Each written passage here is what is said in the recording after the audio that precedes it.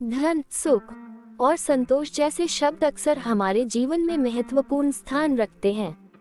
हम में से हर कोई अपने जीवन में खुशी और सफलता की तलाश करता है, लेकिन क्या केवल भौतिक धन ही जीवन का सबसे बड़ा धन है, या इसका अर्थ इससे कहीं अधिक गहरा है? इस कहानी के माध्यम से हम इस सवाल का उत्तर जानने की कोशिश करेंगे। गांव में एक व्यक्ति रघुनाथ रहता था। वह बहुत अमीर था और उसकी समृद्धि की चर्चा आसपास के गांवों में भी होती थी। उसके पास सोने चांदी के बर्तन, बड़ी हवेली और बहुत सारे नौकर चाकर थे। लेकिन रघुनाथ को हमेशा लगता था कि उसे और धन चाहिए। वह दिन रात अपने खजाने को बढ़ाने की योजनाएं बनाता और दूसरों से तुलना करता।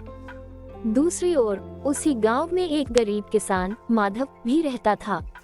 माधव के पास धन दौलत नहीं थी, लेकिन उसका परिवार खुशहाल था। उसका घर छोटे आकार का था, लेकिन उसमें हंसी खुशी का माहौल हमेशा बना रहता था। माधव हर रोज अपने खेत में काम करता और शाम को अपने परिवार के साथ बैठकर भोजन करता। वह संतोषी और विनम्र स्वभाव का था। रघुनाथ का असंतोष। एक दिन रघुनाथ ने सोचा, इतना धन होने के बाद भी मैं खुश क्यों नहीं हूँ? मेरी नींद उचट जाती है और मैं हमेशा चिंतित रहता हूँ।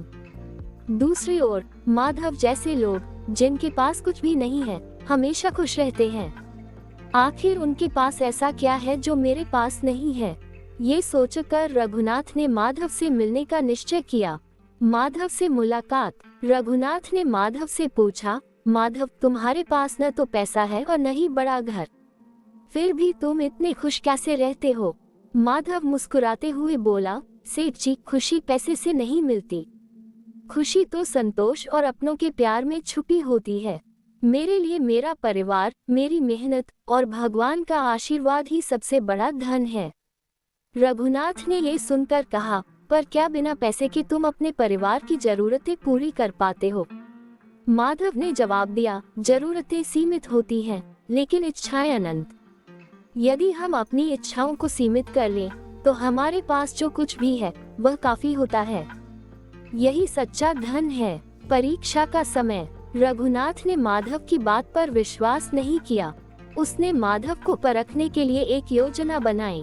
उसने सोने से भरी एक थैली माधव के दरवाजे पर रख दी और दूर छिपकर देखने लगा। सुबह माधव ने थैली देखी और उसे खनिया की प्रेरक कहानी। बहुत समय पहले एक छोटे से गांव में खनिया नाम का एक गरीब किसान रहता था। खनिया अपनी पत्नी और 2 बच्चों के साथ एक साधारण झोपड़ी में रहता था।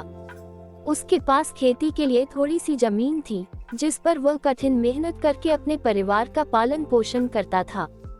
हालांकि खनिया बहुत ईमानदार और मेहनती था, लेकिन उसकी गरीबी उसे हमेशा परेशान करती थी। संघर्ष की शुरुआत। एक दिन खनिया अपने खेत में काम कर रहा था। उसने देखा कि खेत की मिट्टी में कुछ चमक रहा है। उसने ध्यान से देखा और पाया कि वह एक पुराना मिट्टी का घड़ा था।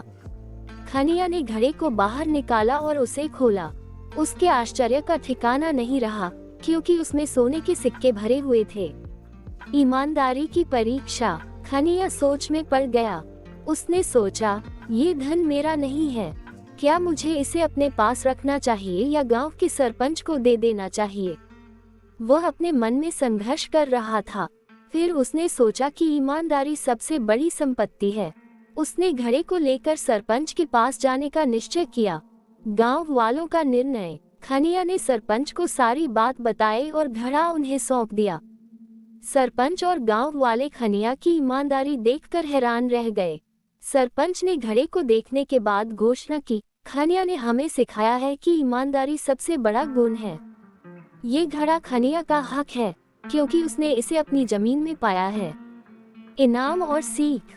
खनिया ने धन को अपने पास रखा, लेकिन उसने उसका इस्तेमाल गांव और जरूरतमंद लोगों की मदद के लिए किया। उसने अपने खेत को बेहतर बनाया और अपने बच्चों को अच्छी शिक्षा दिलाई। उसकी ईमानदारी और मेहनत के कारण उसका जीवन बदल गया। इस कहानी से हमें ये सीख मिलती है कि ईमानदारी और नैतिकता का हमेशा सम्मान होता है। मेहनत और सच्चाई से जीने वाले व्यक्ति को सफलता और सम्मान जरूर मिलता है।